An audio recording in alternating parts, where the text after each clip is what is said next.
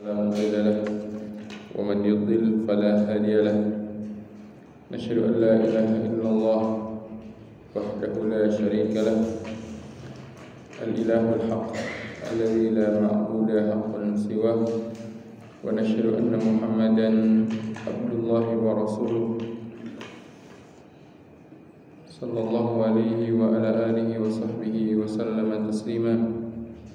يقول الله تبارك وتعالى: يا أيها الذين آمنوا اتقوا الله حق تقاته ولا تموتن إلا وأنتم مسلمون.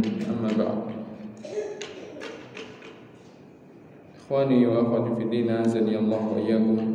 Alhamdulillah, puji dan syukur senantiasa kita panjatkan kehadirat Allah Subhanahu wa taala, dan senantiasa dengan ucapan itulah kita memulai semua aktivitas kita dan mengakhirinya, yaitu dengan mengucapkan Alhamdulillah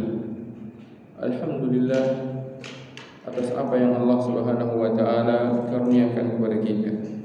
Alhamdulillah atas segala bentuk nikmat-nikmat yang Allah Subhanahu wa taala berikan kepada kita, baik itu nikmat-nikmat yang berkenaan dengan hal-hal yang zahir, hal-hal yang bersifat materi, maupun nikmat-nikmat yang batin, yang bersifat keimanan, keislaman, ketakwaan, keistiqomahan. Ini adalah sebuah nikmat yang Allah Subhanahu wa taala karuniakan kepada kita. Karena dengan hal itulah kemudian kita bisa menjadikan kehidupan kita di dunia ini menjadi benar-benar bermanfaat dan menjadi benar-benar bisa untuk mendatangkan keuntungan, yaitu dengan nikmat iman.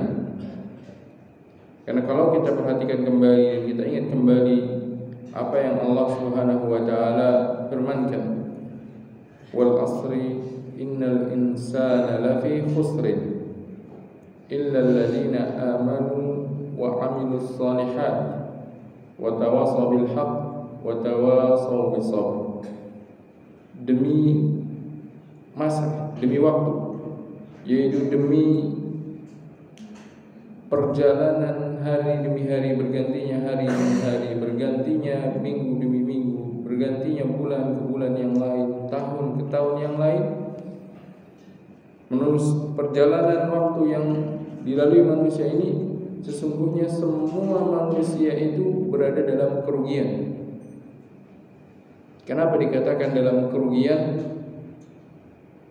Karena hal-hal yang dia lalui, hal-hal yang dia telah jalani dari waktu ke waktu, dari hari ke hari, dari bulan ke bulan, dari tahun ke tahun, sejatinya semua itu adalah hal yang bersifat semu.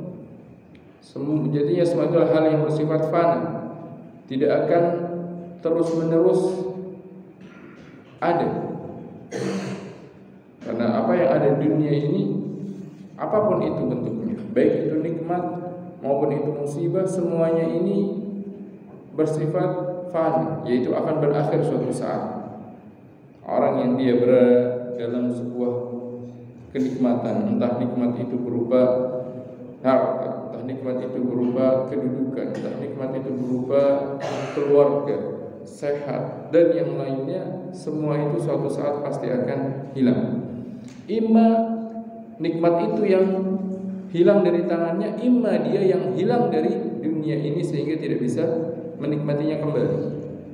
Tidak lepas dari dua hal itu. Imma nikmatnya yang pergi, imma dianya yang pergi duluan, yaitu menjumpai ajal. Segala sesuatu tidak ada yang dekat. Begitu juga orang yang ditimpa musibah, seberat apapun, suatu saat pasti akan berakhir.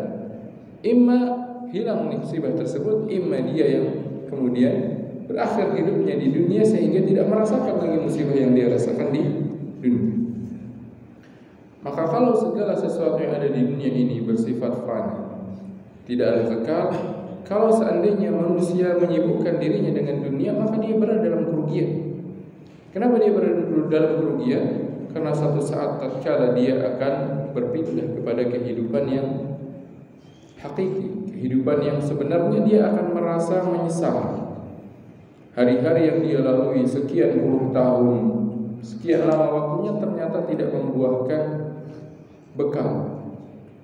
Oleh karena itu Allah Subhanahu wa taala kabarkan kepada kita tentang apa yang akan kita rasakan kelak tatkala kita dibangkitkan oleh Allah Subhanahu wa taala untuk melanjutkan kehidupan kita di akhirat. Allah Subhanahu wa taala berfirman, "Wa yawma yahsyuruhum ka'an lam yalbathu illa sa'atan minan nahari yata'arafuna bainahum.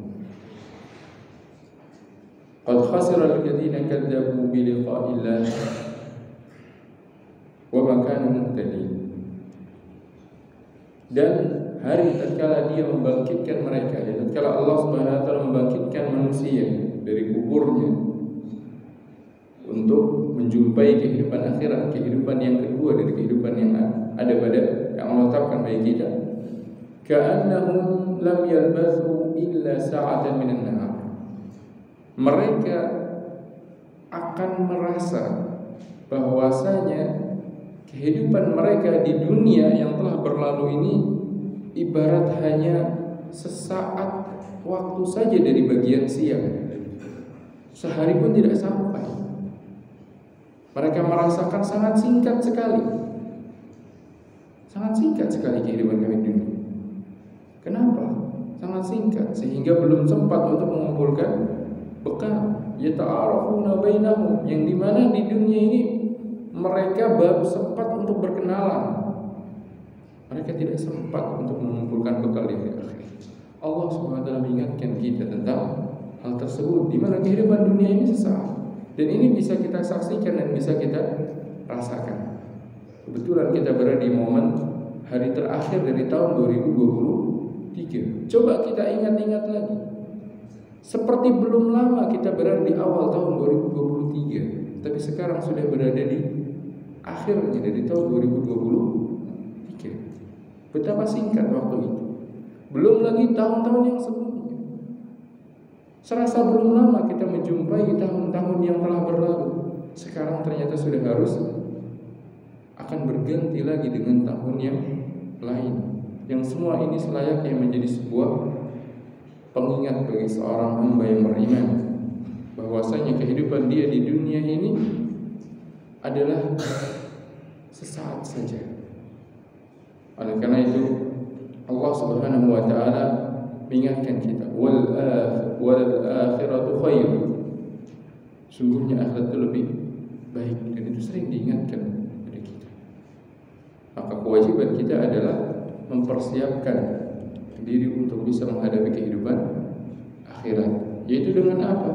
Dengan mengisi kehidupan ini dengan iman dan dengan amal saleh. Makanya Allah SWT sebutkan dalam surat Al-Asr tadi, wal asri innal insana lafi khusrin, sungguhnya manusia berada dalam kerugian illa alladziina amanu, kecuali siapa? Kecuali orang-orang yang mengisi hidupnya di dunia ini dengan keimanan, wa amilus shalihat, dan dengan amal saleh.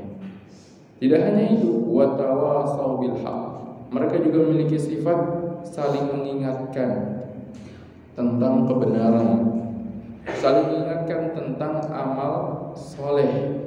Tidak hanya ingin diri sendiri saja yang selamat, tapi mereka ingin juga saudara-saudara mereka, teman-teman mereka selamat juga. Makanya mereka saling mengingatkan, wa tawasau bil haq. Dan karena hal tersebut butuh kepada yang namanya kesabaran, maka sifat mereka juga saling mengingatkan untuk terus bersabar. Terus bersabar di dalam beriman, terus bersabar di dalam menjalankan amal soleh, terus bersabar di dalam saling mengingatkan tentang kebenaran. Itulah sifat-sifat yang Allah Subhanahu wa taala sebutkan tentang orang-orang yang selamat dari kerugian yang dialami oleh kebanyakan manusia di dunia ini. Maka mengawali dari pertemuan ini, kita kembali mengingat tentang nikmat Allah iman yang begitu besar dan nikmat diberikannya kesempatan pada kita untuk bisa terus mempelajari tentang agama Allah Subhanahu wa taala, sehingga hal ini bisa menjadi tuntunan kita, arahan kita dan motivasi kita untuk terus beramal saleh. Karena sesungguhnya manusia itu butuh untuk terus diingatkan. Wa dzakir fa inna dzikra tanfa'ul mu'minin. Dan berikanlah peringatan. Dengan apa? Dengan kalamullah, dengan kalamur Rasul diberikan peringatan. Fa inna dzikra tanfa'ul mu'minin. Karena sesungguhnya dengan adanya peringatan-peringatan tersebut niscaya akan memberikan manfaat bagi orang-orang yang beriman. Ikhwani wa akhwati fi din, azanillahu wa iyyakum.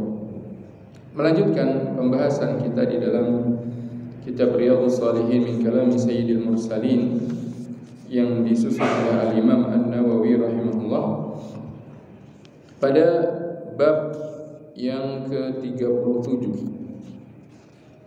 bab yang berjudul Al-Infaqu mimma yuhibbu wa minal jayyid.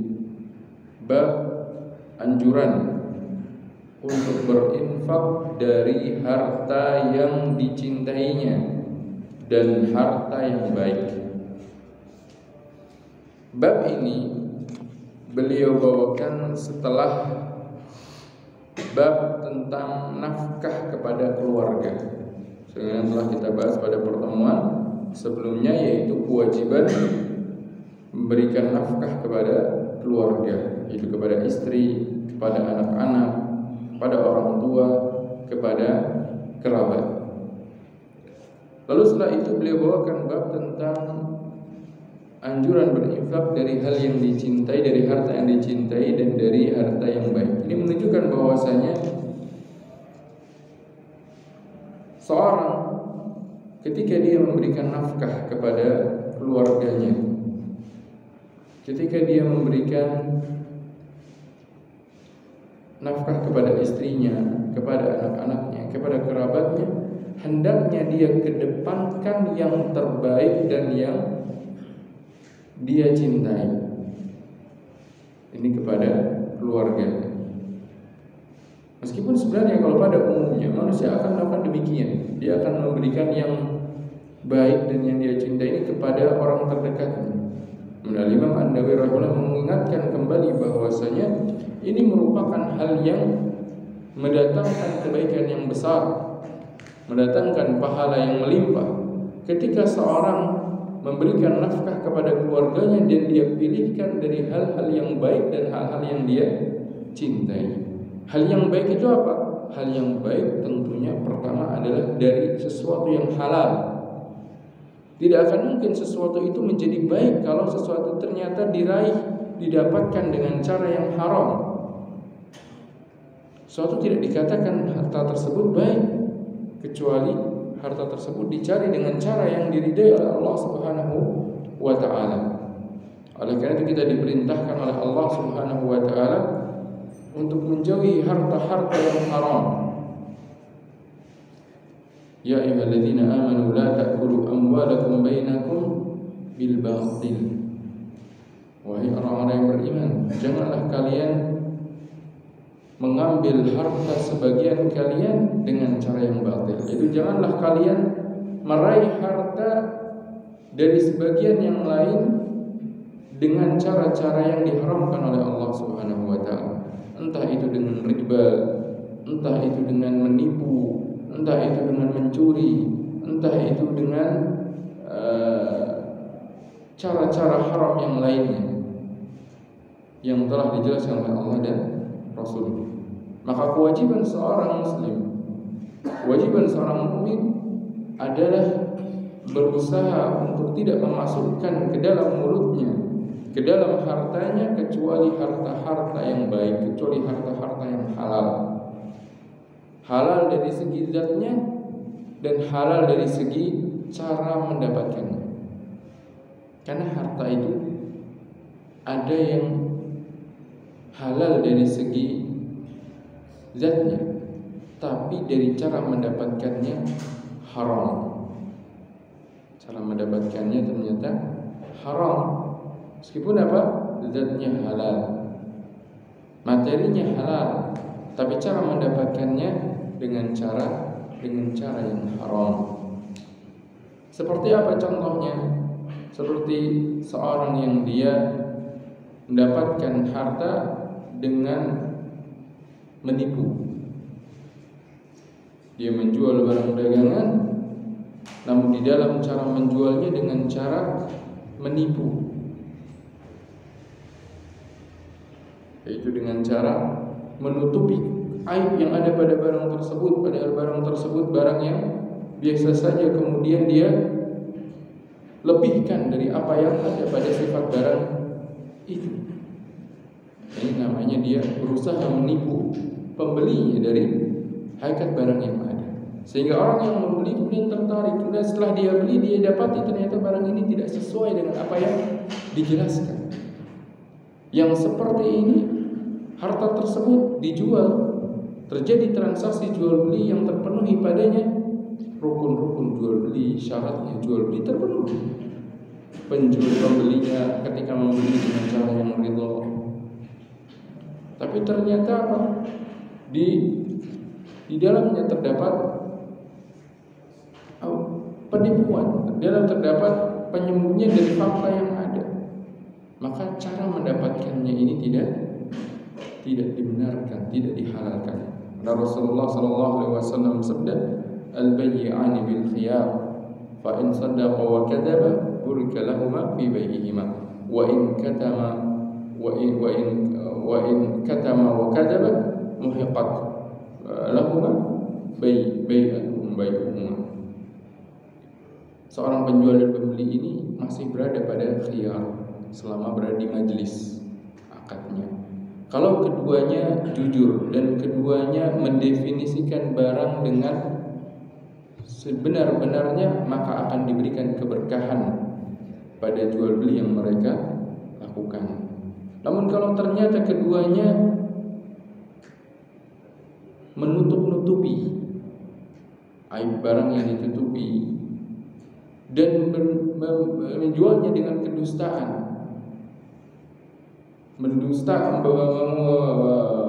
mempromosikannya atau menyebutkannya dengan kedustaan-kedustaan, hiasan-hiasan kata yang dia mainkan untuk menutupi hakikat barangnya, maka akan dihapuskan keberkahan dari jual beli yang mereka lakukan. Maka cara yang seperti ini bukan caranya adalah cara yang diharamkan oleh Allah Subhanahu wa taala. Namun apa yang dia dapatkan adalah secara zatnya hal yang haram, tapi caranya cara yang diharamkan.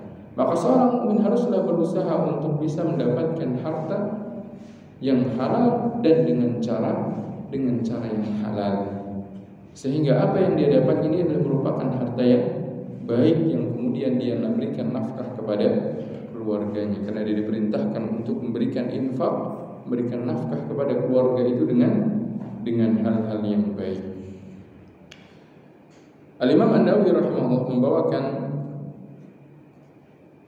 dua firman Allah Subhanahu wa taala di dalam bab ini dan satu hadis yang menjelaskan tentang anjuran untuk berinfak dari harta yang baik dan harta yang dicintai. Yang pertama dalam surat Ali Imran ayat yang ke-92, Allah Subhanahu wa taala berfirman, "Lan tanalul birra hatta tunfiqu mimma tuhibbun, wa ma tunfiqu min syai'in fa innallaha bihi alim." Tidaklah kalian akan mendapatkan albir, tidaklah kalian akan mendapatkan kebaikan yang besar, kebaikan yang banyak, sampai kalian menginfakkan dari apa yang kalian cintai. Dan apa yang kalian infakkan, maka sesungguhnya Allah Subhanahu wa taala Maha mengetahui. Di dalam ayat ini Allah Subhanahu wa taala menjelaskan bahwasanya seorang yang dia berinfak,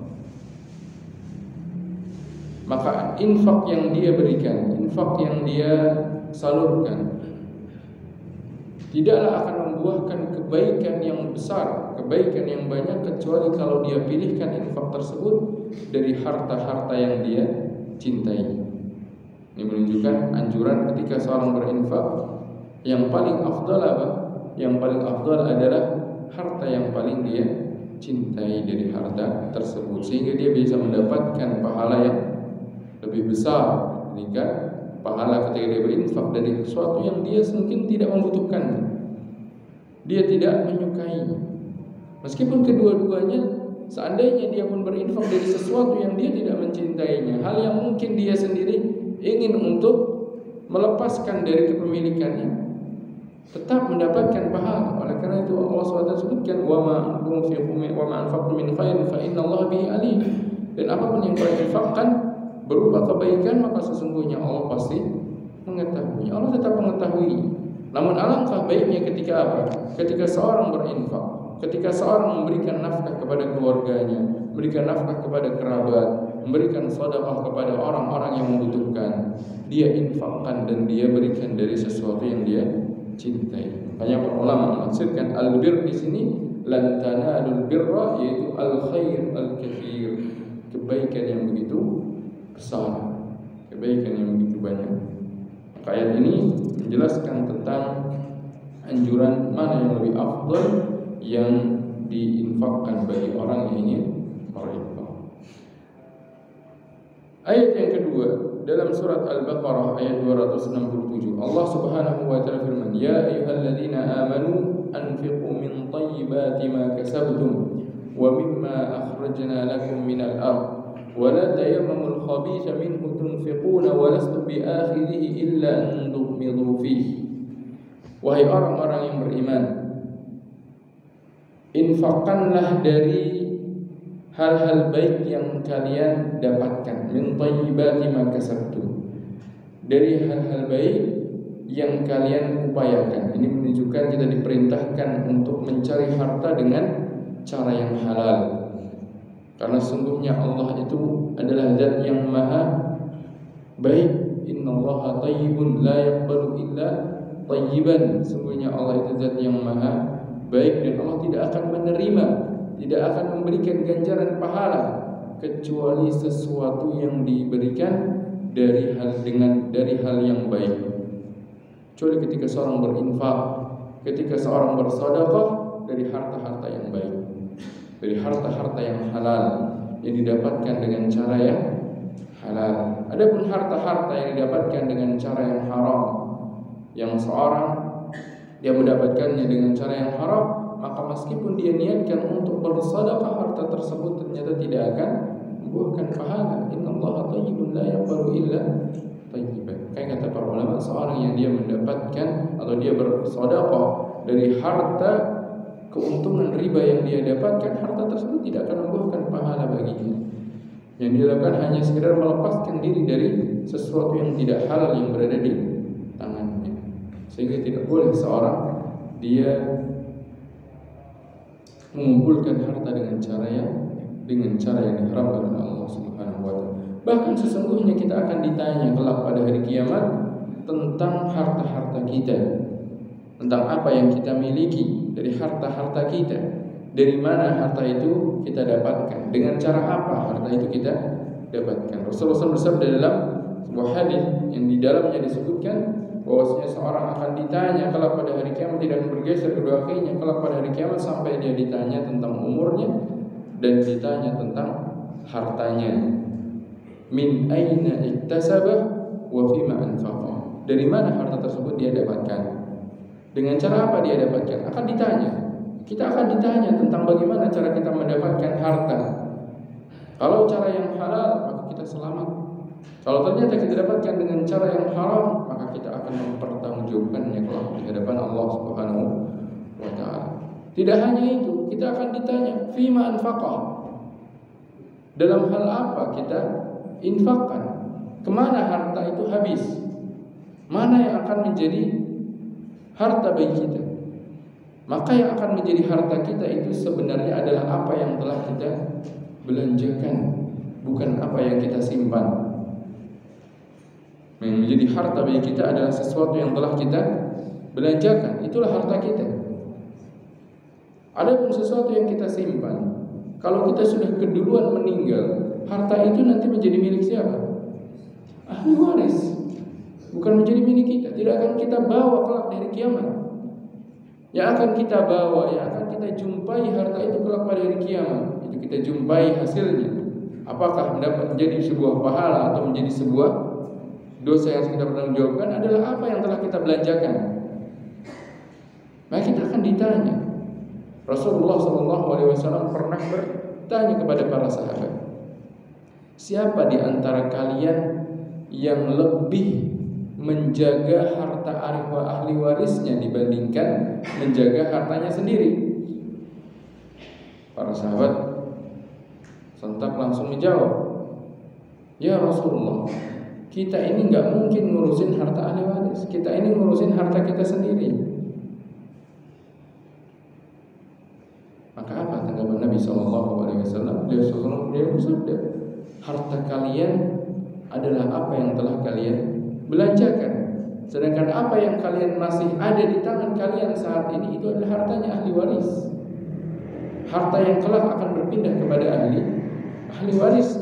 Adapun yang telah kalian belanjakan, itulah nanti yang akan menjadi harta kalian. Imma harta itu akan berubah menjadi sebuah hal yang memberikan manfaat, imma hal yang telah kalian belanjakan tersebut menjadi sesuatu yang justru akan menjadi balak untuk kalian. Maka seorang itu tidak perlu kemudian pusing-pusingkan dengan harta yang berada di tangannya. Justru yang harus dia perhatikan adalah apa yang sudah dia belanjakan, apa yang sudah dia berikan, kemana dia belanjakan. Harus dia ingat kembali, apakah dia telah belanjakannya di tangan yang telah Allah Subhanahu wa taala ridhoi, atau dia belanjakan kepada sesuatu yang tidak membuahkan keridhaan Allah Subhanahu wa taala. Hendaknya seorang memperhatikan hal tersebut.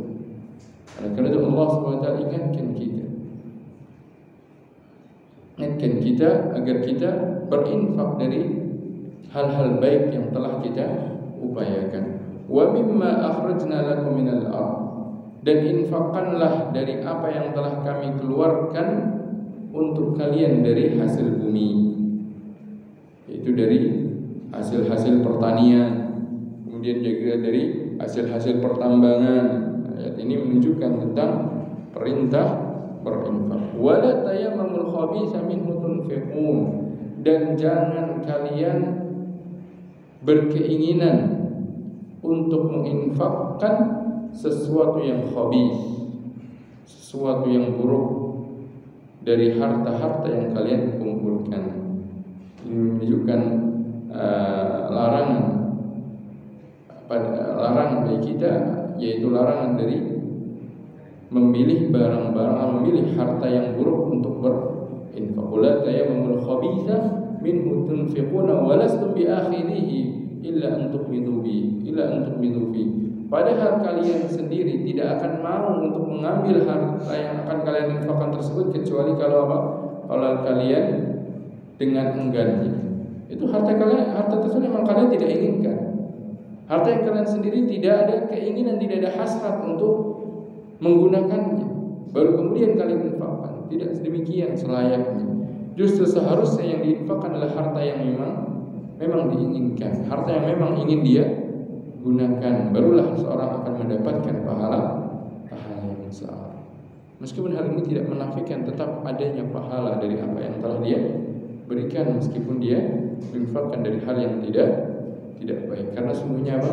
Karena sesungguhnya setiap apa yang diinfakkan seseorang, apapun bentuknya, sekecil apapun, maka akan menjadi sebuah pahala kebaikan baginya. Rasulullah fi kulli kabdatin ratbatin ajrun, pada setiap hati atau setiap yang bernyawa yang dia berikan nafkah padanya, maka ada pahala di dalamnya. Bahkan seorang memberikan makan kepada hewan pun akan mendapatkan pahala. Namun bukan berarti kemudian seorang itu hanya memberikan sesuatu yang buruk-buruk saja. Tidak. Anjurannya justru adalah ketika dia bersedekah, ketika dia berinfak, dia pilih dari harta yang paling dia cintai, atau setidaknya di antara deretan harta-harta yang dia cintai. dua ayat yang menjelaskan tentang keutamaan hal tersebut, dan satu hadis yang beliau bawakan di sini menunjukkan betapa semangatnya para sahabat di dalam berinfak dari harta yang mereka cintai, yaitu hadis yang diriwayatkan dari Anas bin Malik radhiyallahu taala anhu. Beliau mengisahkan, kana Abu Talha radhiyallahu anhu aktsar al-ansari bil Madinati malan min nakhlin. Abu Talha adalah orang yang paling banyak memiliki kebun korma di kota Madinah. Itu juragan tuan tanah. Ya, orang yang paling banyak memiliki kebun korma, dan ketika itu orang yang memiliki kebun korma tentunya orang yang kaya. Karena korma ini adalah hal yang perdagangkan ketika itu, maka dia adalah saudagar yang memiliki barang dagangan yang begitu banyak. Wa kana ahabba amwalihi ilaihi bayraha, dan harta yang paling dicintai oleh Abu Talha ini sebuah kebun yang dinamakan bayraha, dijuluki bayraha. Wa kanat mustaqbilatal masjid, dan kebun ini posisinya berhadap-hadapan dengan masjid, menghadap ke masjid. Berarti strategis sekali. Dari segi posisinya dia berada di tempat yang strategis, di dekat tempat yang merupakan tempat yang sering didatangi kaum muslimin. Kita dapat seorang yang di situ tempat berkerumunnya orang adalah tempat yang strategis, sangat menguntungkan sekali. Kayak sekarang misalkan orang pergi umroh, kemudian selama di sana dia melakukan perjalanan keliling kota. Dia akan dibawa ke kebun-kebun kurma, kemudian dia belanja di situ. Maka akan memberikan keuntungan kepada pemilik kebunnya. Ini kebun kurmanya berada di dekat masjid, berhadapan dengan masjid. Otomatis orang akan banyak yang mengunjungi. Kalau seandainya diperdagangkan, dia jadikan ini tempat untuk menghasilkan keuntungan yang besar sekali. Makanya ini menjadi tempat yang harta yang paling dicintai oleh Abu Talha. Wa kana Rasulullah yadkhuluha wa yashrabu min ma'in fiha thayyib. Dan Rasulullah SAW biasanya masuk ke kebun tersebut kemudian minum dari airnya. Belum lagi tempat ini biasa dikunjungi oleh orang yang dicintai oleh masyarakat. Berarti apa? Orang lain pun akan mengikuti. Kan sering datang ke situ, membuahkan kebaikan, membuahkan keuntungan yang besar. Qala Anas, kemudian Anas menuturkan, tatkala turun firman Allah Subhanahu wa taala, lan tanalul birra hatta tunfiqu mimma tuhibbun. Turun ayat pertama yang tadi kita baca. Kalian tidak akan mendapatkan pahala yang besar sampai kalian menginfakkan dari harta yang kalian cintai. Maka langsung Abu Talha mendatangi Rasulullah sallallahu alaihi wasallam. Tatkala Abu Talha mendengar ayat ini diturunkan kepada Rasulullah sallallahu alaihi wasallam, yang isinya apa? Isinya adalah anjuran untuk berinfak dari harta yang dicintai. Abu Talha, seorang sahabat Nabi yang mulia sallallahu alaihi wasallam, langsung datang pada Rasulullah kemudian mengatakan, Ya Rasulullah, inna Allah Ta'ala anzala alaika lan tanalul birra hatta tunfiqu mimma tuhibbun wa inna ahabba mali ilayya bayraha. Ya Rasulullah, Allah telah menurunkan ayat, dan sungguhnya harta yang paling aku cintai adalah kebun korma ini, yaitu bayraha. Yang tadi kita sebutkan, kebun korma itu berada di dekat Masjid Nabawi. Wa innaha sadaqatun lillahi ta'ala. Maka sesungguhnya aku jadikan kebun ini sedekah. Subhanallah. Turun ayat yang menjelaskan tentang anjuran berinfak dari harta yang dicintai. Langsung Abu Talha memenuhi perintah Allah, memenuhi panggilan Allah Subhanahu wa ta'ala tersebut, langsung disedekahkan. Kebun yang paling dicintainya, kebun yang paling dia jaga, yang paling menguntungkan baginya, langsung dia sedekahkan. Dan ketika sedekah tersebut menunjukkan tentang kefaqihannya Abu Talha, dia minta kepada Rasulullah SAW, dia wakilkan kepada Rasulullah SAW kemana nanti harus diberikan sedekah ini. Ini menunjukkan anjuran juga ketika seorang ingin bersedekah, maka alangkah baiknya dia bermusyawarah terlebih dahulu kepada orang yang lebih memiliki ilmu tentang mana yang paling afdal, agar tidak salah di dalam membelanjakan hartanya, agar tepat, agar paling baik dia dapatkan pahalanya. Maka kemudian Abu Talha mengatakan, wa inna sadaqatun lillahi ta'ala arju birraha wa zukhraha indallah fadha'ha ya Rasulullah haitsu arakallah. Maka sungguhnya kebun ini menjadi sedekah yang aku harapkan pahalanya dan kebaikannya di sisi Allah Subhanahu wa taala. Maka wahai Rasulullah, silahkan engkau yang menentukan kemana kebun ini harus diberikan. Di sini Abu Talha mewakilkan sedekahnya kepada Rasulullah SAW. Bukan dia berikan kepada Rasulullah SAW, karena Rasulullah SAW tidak menerima sedekah. Rasulullah SAW dan keluarga beliau Ahlul Bait itu tidak halal menerima sedekah. Abu Talha tidak mensedekahkannya kepada Rasulullah SAW. Abu Talha mewakilkan kepada Rasulullah agar Rasulullah SAW memberikan saran dan mengarahkan sedekah ini kepada hal yang terbaik. Maka beliau katakan, silahkan wahai Rasulullah, engkau berikan sedekah ini sesuai dengan apa yang telah Allah Subhanahu wa taala arahkan kepadamu. Apa jawaban Rasulullah sallallahu alaihi wasallam? Faqala Rasulullah sallallahu alaihi wasallam, "Bakhin dzalika malun rabih." Bakhin ini sebuah ungkapan yang menunjukkan tentang takjub, rasa takjub terhadap apa yang dia lakukan, dan pujian. Bakhin, baik kita mungkin ungkapan kita, wah atau masya Allah, ungkapkan ini adalah alangkah baiknya, begitu menguntungkan. Innahu malun bidzalika malun rabi, inilah harta yang sangat menguntungkan. Kenapa dikatakan menguntungkan? Padahal kalau disedekahkan berkurang tidak hartanya? Harta ketika disedekahkan berkurang tidak? Berkurang. Yang tadinya mungkin punya 2 kebun, yang satunya disedekahkan, entah diwakafkan, entah memang disedekahkan, menjadi berapa sekarang miliknya? Menjadi 1 kebun, berkurang. Tapi Nabi SAW mengatakan, dzalika malun rabih, lah harta yang menguntungkan, mendatangkan keuntungan. Rabih, ribah, keuntungan. Dan para pedagang mencarinya ribhun, keuntungan. Gak mungkin kemudian dia belanjakan kemudian tidak mendapatkan keuntungan, padahal sedekah. Tapi Nabi SAW mengatakan, dzalika malun rabih, harta yang menguntungkan. Kenapa menguntungkan? Karena memang sebenarnya tadi kita sebutkan, harta kita itu adalah apa yang sudah kita belanjakan. Itulah harta kita. Adapun yang masih di tangan kita, itu bukan harta kita. Hakikatnya itu bukan harta kita.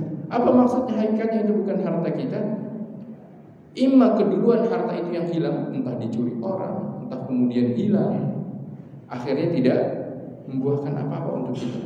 Imma kita yang keduluan meninggal, akhirnya harta itu menjadi milik ahli waris, sehingga kita tidak bisa mendapatkan hasil dari harta tersebut. Tapi apa yang sudah kita sedekahkan, apa yang sudah kita belanjakan di jalan Allah Subhanahu wa taala, maka pahalanya tetap. Pahalanya telah disimpan dalam tabungan akhirat kita. Maka itulah yang akan menjadi harta kita. Makanya suatu ketika pernah Rasulullah SAW bersama keluarganya bersedekah dengan kambing, sembelih kambing kemudian disedekahkan. Rasulullah kemudian datang ke rumah, beliau tanya, apa yang tersisa? Dikatakan yang tersisa bagian pundak, katifnya. Apa jawaban Nabi SAW? Justru yang tersisa adalah seluruhnya kecuali bagian pundaknya. Maksudnya apa? Pundaknya ini belum tersisa buat kita. Padahal itulah yang ada ketika itu. Karena yang sudah menjadi harta kita, apa yang sudah kita masukkan dalam tabungan kita itu yang mana? Yang sudah kita belanjakan, yang sudah kita sedekahkan. Kalau yang belum kita sedekahkan, maka itu belum menjadi tabungan pahala buat kita. Imma itu akan hilang, imma kita yang keburu hilang, akhirnya tidak bisa memanfaatkan harta tersebut. Ya, bagaimana seharusnya cara pandang seorang mukmin di dalam melihat hartanya? Hartanya adalah apa yang telah dia belanjakan, bukan apa yang masih tersimpan.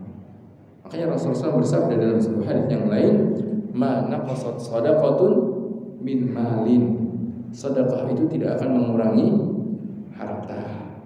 Sedekah tidak akan mengurangi harta, tapi justru sedekah itu akan menambah harta. Apa maksudnya? Kalau kita sudah bersedekah, maka semakin banyak tabungan yang kita masukkan ke dalam tabungan akhirat kita. Ibarat kita menabung di tempat penyimpanan uang di bank. Saldo kita yang mana?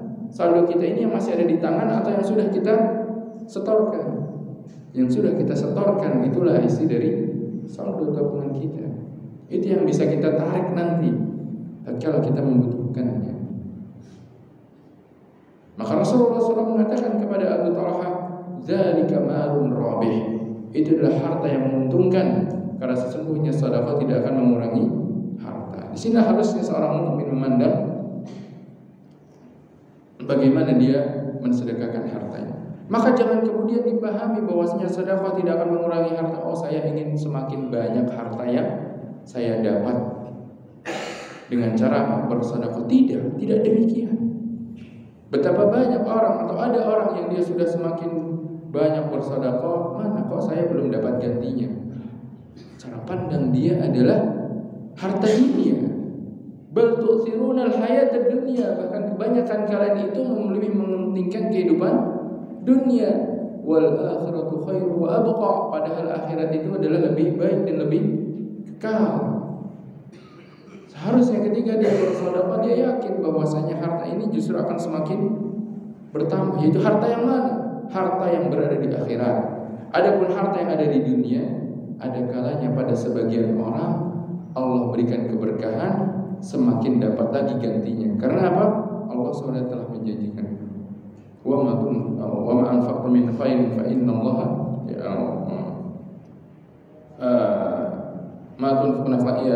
tidaklah apa yang kalian infakkan maka Allah SWT akan menggantinya. Imma menggantinya di dunia, yaitu dengan harta yang lebih dari apa yang dia miliki, imma menggantinya dengan pahala di akhirat. Oleh karena itu seorang ketika bersedekah jangan dia harapkan supaya lebih banyak lagi nanti harta yang saya dapat. Tidak. Harusnya apa?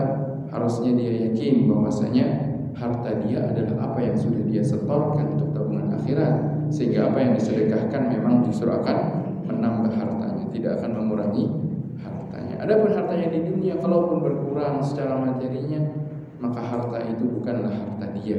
Harta itulah harta ahli warisnya.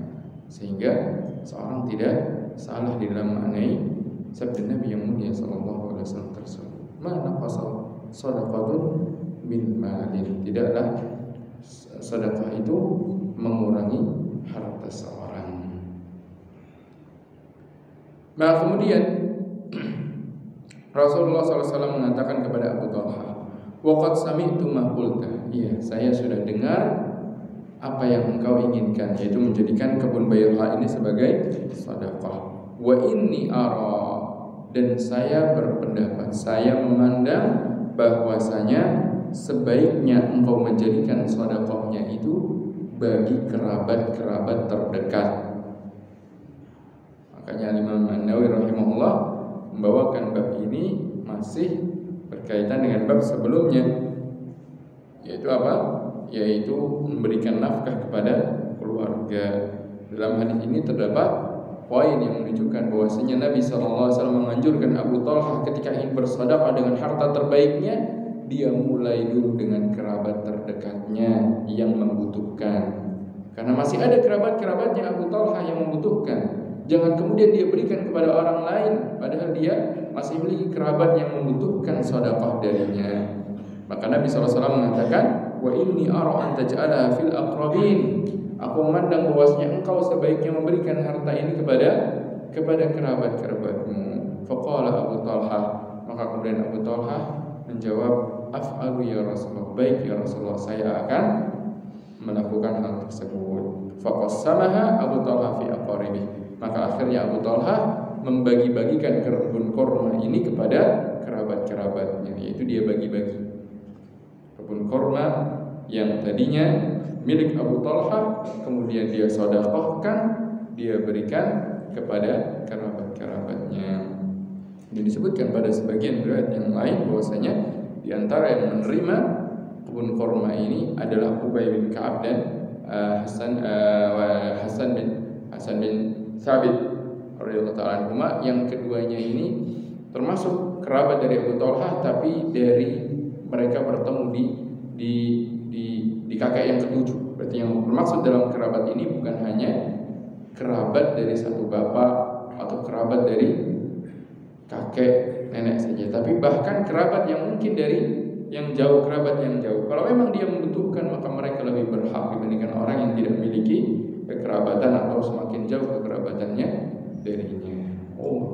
Maka ini menunjukkan tentang pentingnya atau betapa besarnya pahala yang didapatkan seorang ketika dia berusaha untuk memenuhi kebutuhan saudara-saudaranya, terutama kerabat-kerabat terdekatnya, dan dia berikan itu dari harta yang dia cintai. Di antara faedah lain yang bisa kita ambil dari hadis yang mulia ini, betapa semangatnya para sahabat radhiyallahu ta'ala anhum di dalam memenuhi panggilan Allah dan Rasulnya. Ketika datang turun ayat yang menjelaskan tentang anjuran dan keutamaan bersedekah dari harta yang dicintai, maka Abu Talha langsung mensedekahkan harta yang paling dia cintai. Begitu juga para sahabat yang lain yang disebutkan di antaranya, saya tidak adalah Umar bin Khattab radhiyallahu ta'ala anhu atau Abu Bakar, yaitu apabila beliau merasa takjub dengan suatu harta menjadikan beliau merasa takjub, merasa sangat besar harta keinginannya untuk memilikinya, langsung beliau sedekahkan. Kenapa? Untuk mendapatkan pahala yang besar, untuk semakin bisa mengisi saldo tabungan akhiratnya. Karena yang menjadi harta kita adalah apa yang telah kita belanjakan, bukan apa yang masih kita simpan di tangan kita. Semoga Allah SWT jadikan kita termasuk orang-orang yang bersemangat untuk memperbanyak harta akhirat kita, tabungan akhirat kita, bukan orang yang hanya memikirkan tentang tabungan dunia. Karena sesungguhnya akhirat itu lebih baik, sebagaimana Allah Subhanahu wa ta'ala tegaskan, bal tu'thiruna al-hayata dunya wal akhiratu khairun wa abqa. Bahkan kalian itu lebih mengedepankan dunia, padahal akhirat itu lebih baik dan lebih kekal.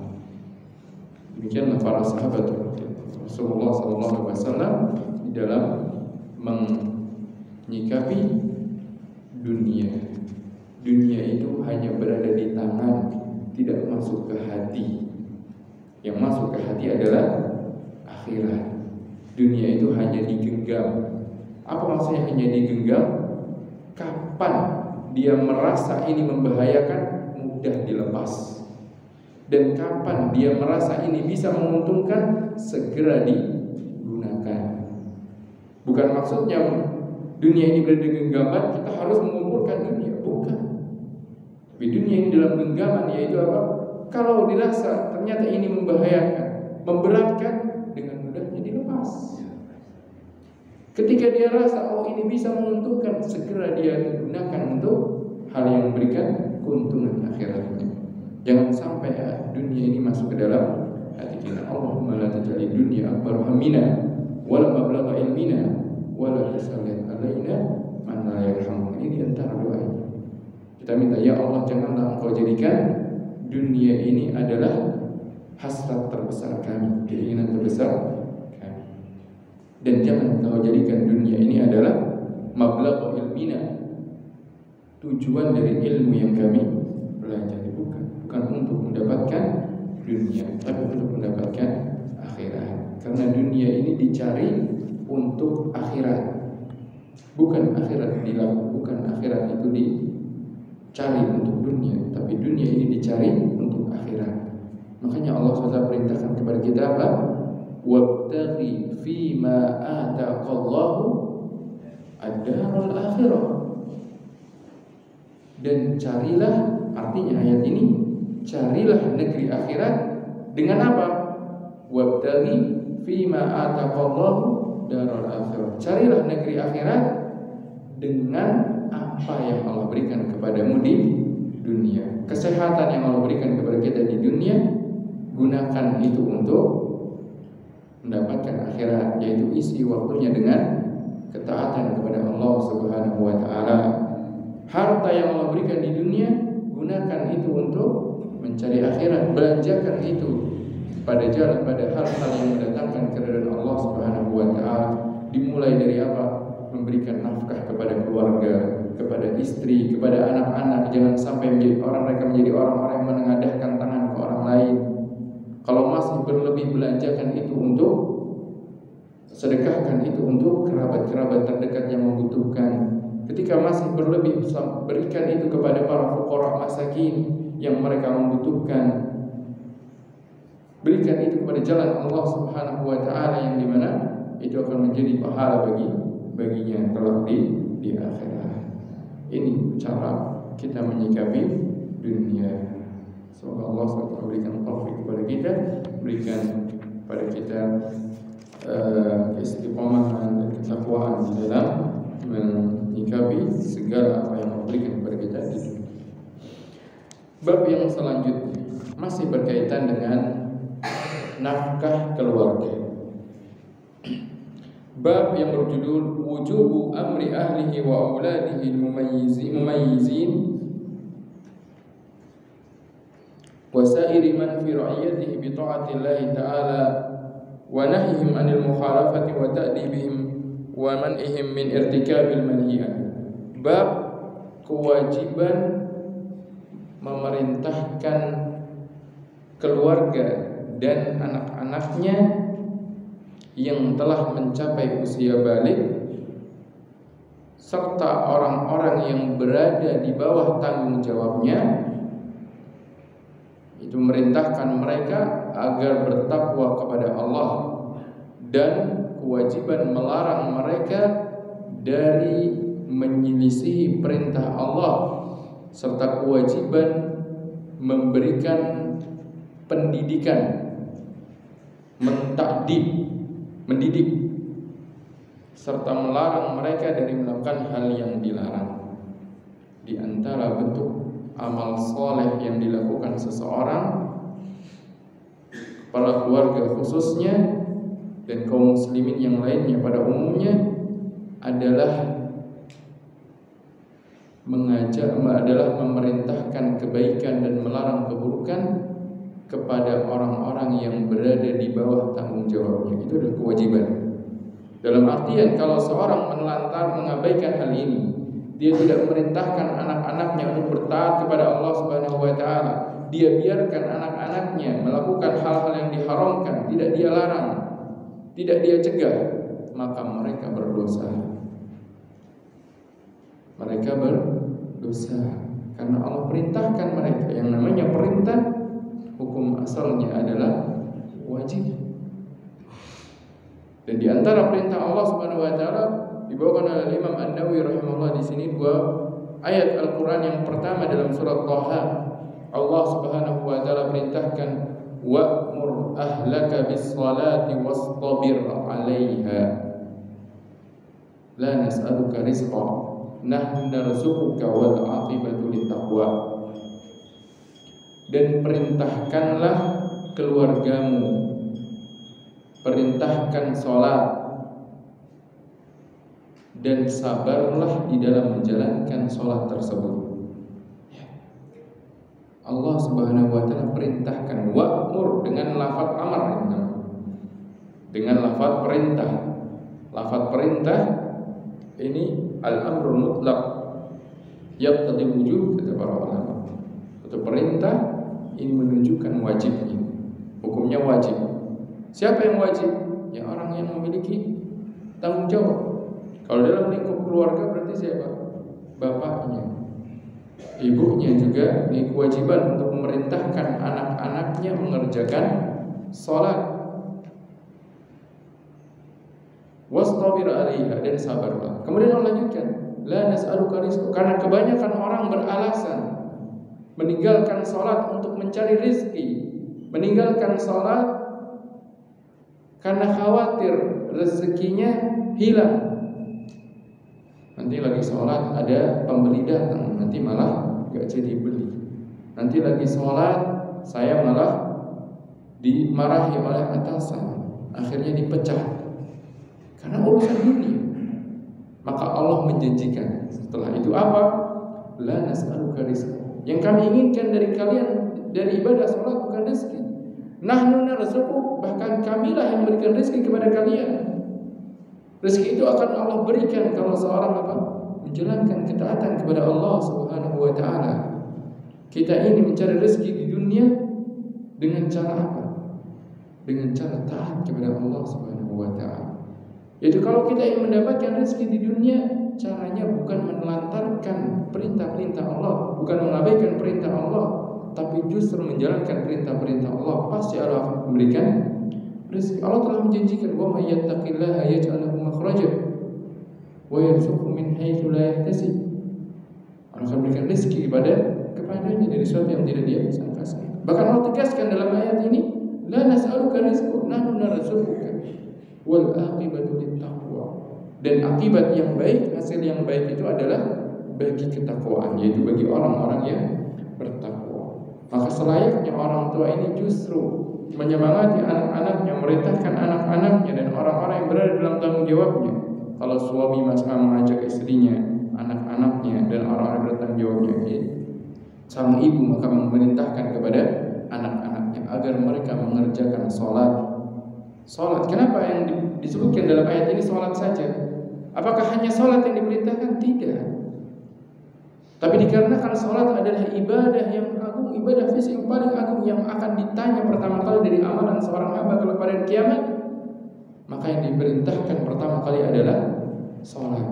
Selain itu juga diperintahkan, entah itu puasa, entah itu kemudian zakat, sedekah, haji, umrah dan yang lain, amalan-amalan ibadah yang lain, tilawatul Quran, menuntut ilmu syar'i, itu juga diperintahkan kepada anak-anak kita. Wa'mur ahlaka bis-shalati wastabir 'alaiha la nas'aluka rizqa. Jangan kemudian kita jadikan anak-anak kita malah memandang dunia, yang akhirnya menjadikan mereka lebih mengutamakan dunia dibandingkan akhirat. Makanya sebelum ayat ini apa bunyi ayatnya? Sebelum ayat ini, sebelum Allah perintahkan sholat, sebelum Allah perintahkan orang tua perintahkan anaknya sholat, ayat yang sebelumnya Allah perintahkan mereka agar tidak melirik kepada kesenangan dunia yang Allah berikan kepada orang-orang yang ingkar. Wala tamuddanna aynayka ila ma mata'na bihi minhum zahratal hayatid dunya linaftinahum fihi wa rizqu rabbika khairun wa abqa.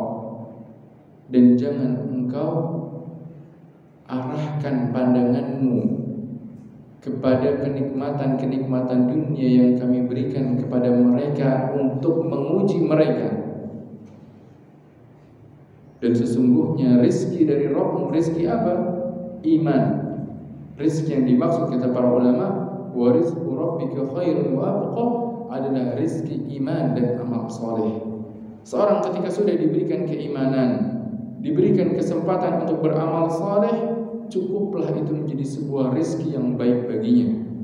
Kalaupun seandainya dia mendapatkan rizki yang sempit dalam urusan rizki dunia, harta ataupun yang lainnya, tidak perlu kemudian menjadikan dia sedih dan berkeluh kesah. Kenapa? Karena rizki iman berupa keimanan dan rizki berupa bisa melakukan amal soleh, khairun, lebih baik dan lebih kekal, akan lebih bisa menjadikan dia mendapatkan dengan akhirat dibandingkan orang-orang yang mereka memiliki harta namun tidak menggunakannya untuk mendapatkan akhirat. Barulah setelah itu Allah SWT perintahkan wa'mur ahlaka bis-salati wastabir 'alaiha.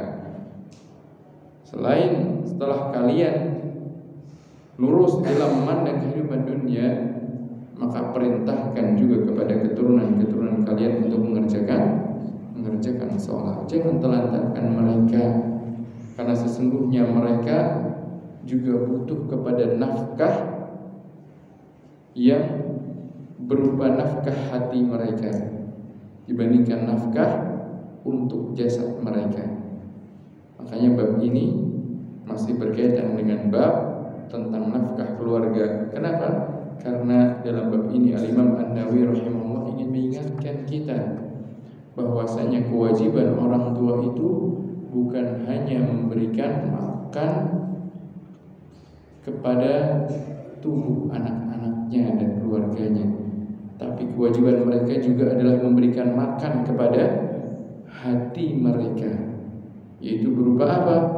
Berupa keimanan, memasukkan keimanan dalam hati mereka dengan cara merintahkan mereka pada ketakwaan kepada Allah Subhanahu wa taala, melarang mereka dari perbuatan-perbuatan yang merupakan kemaksiatan dan pelanggaran-pelanggaran atas perintah Allah Subhanahu wa taala.